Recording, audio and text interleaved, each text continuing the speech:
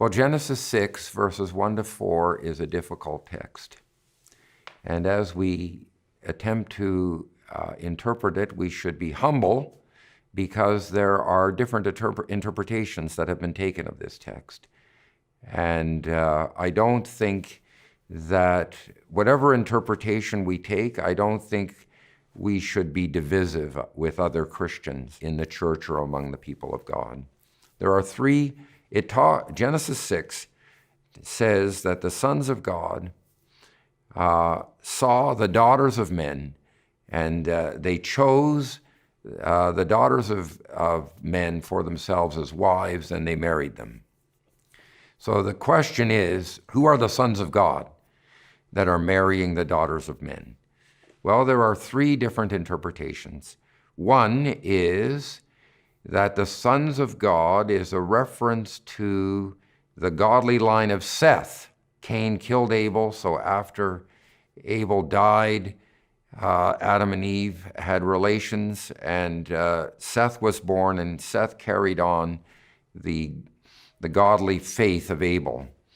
So one idea is that the sons of God are the descendants of Seth, marrying the daughters of men, the ungodly line of Cain.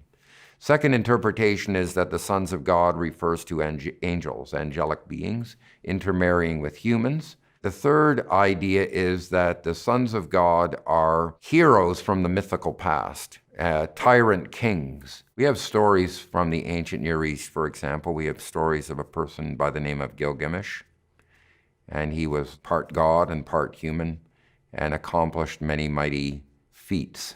So how do we find the right interpretation? The exact expression, sons of God, only occurs 4 or 5 times in the Hebrew Bible. We have one occurrence here in Genesis 6. We have 2 occurrences in the introduction to the book of Job. In the introduction to the book of Job, we see God gathering in his heavenly court, his heavenly assembly with the angels. The angels are called sons of God there. There's another occurrence in the book of Job, Job chapter 38, where God is challenging Job, and he says, "Where were you when I created the world?" When he created the world, the sons of God sang for joy. So it seems to, it also seems to be a very clear reference to angelic beings. The last occurrence is in Aramaic in the book of Daniel. When the king looked into the furnace, he saw four people there, and it says that one looked like a son of God, which would mean a divine being, an angelic being. There are only 5 occurrences in the entire Bible where we have the exact expression, son of God or sons of God, and it always refers to angelic beings. We must distinguish this use from other places. There are other places in the Bible where they indicate that the relationship of a human to God is like a father-son relationship.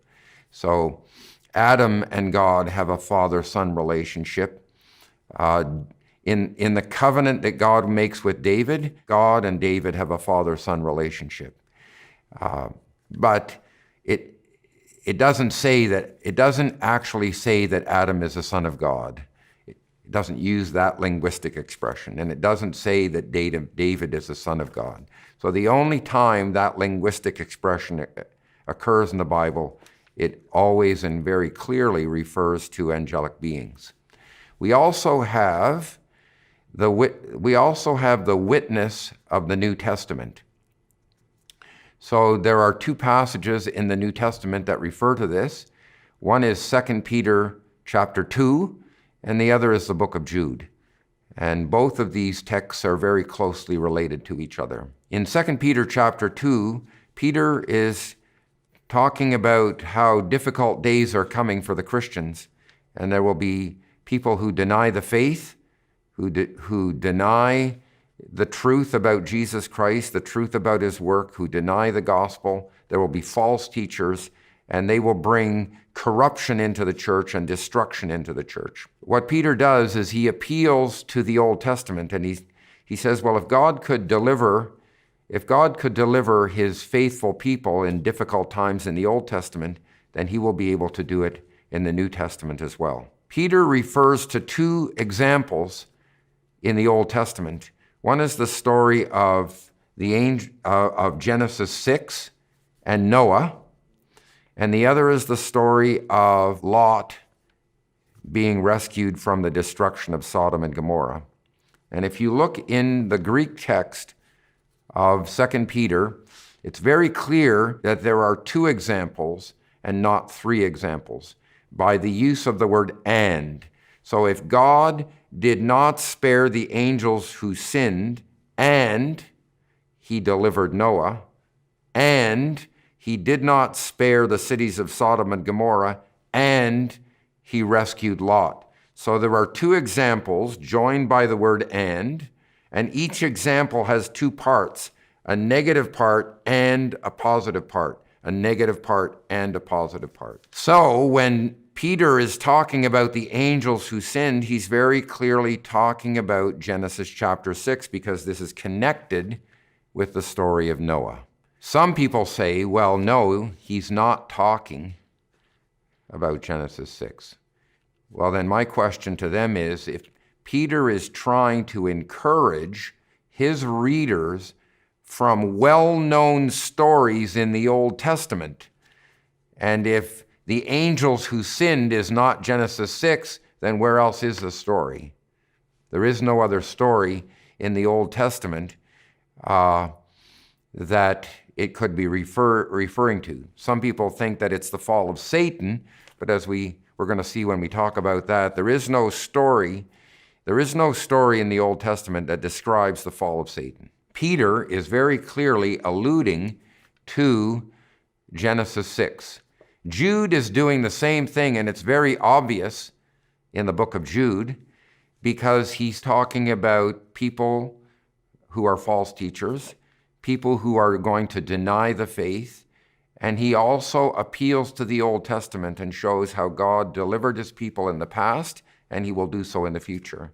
He also refers to two events. He refers to angels who abandoned their proper dwelling place, their proper home. He also talks about the cities of Sodom and Gomorrah. And he says, since they, in the same way as these, committed strange immorality. Well, in the Greek text, the they refers to the angels. And the same way as these, the these refers to the cities of Sodom and Gomorrah. So what the story of Genesis 6 has in common with the story of Sodom and Gomorrah is that there's an abnormal form of sexuality going on. If God can deliver his people from even the strangest perversions, then he will deliver the people who are listening to Peter and the people who are listening to Jude. He will deliver us. Now, someone might come to me and say, well, Jesus in the Gospels says that the angels in heaven neither marry nor are given in marriage. So it's impossible for an angel to have physical relations with human women.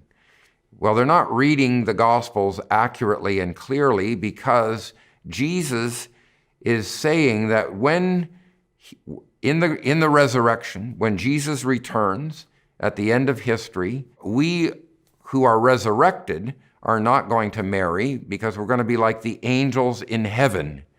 Notice he says the angels in heaven, and Jude says they left their proper dwelling place. So there's no contradiction between Jesus and Jude. In heaven, the angels don't marry. In Jude, they abandoned their proper dwelling place and they go to commit strange immorality. So there's no confusion. So it seems very clear. Genesis 6 is telling us that these are angels who are marrying humans, and Jude and Peter are telling us that is the correct interpretation.